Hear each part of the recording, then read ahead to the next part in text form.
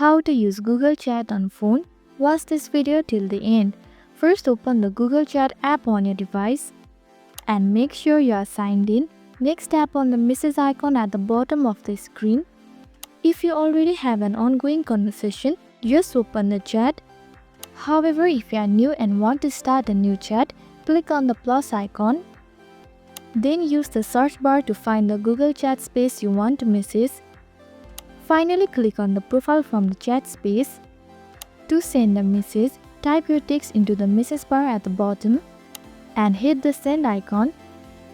Additionally, you can enhance your message by clicking on the plus icon at the bottom left. This will open a menu with different options. Furthermore, you can record an audio using the microphone icon and hit the send button. Now, if you want to access more features, go back and click on the hamburger icon at the top left. Then select settings from the menu that appears. Here you can customize your preferences such as notification, theme and data uses. Finally, to turn off notification, simply find the toggle switch next to notification and switch it to off position. And there you go. I hope this video helped.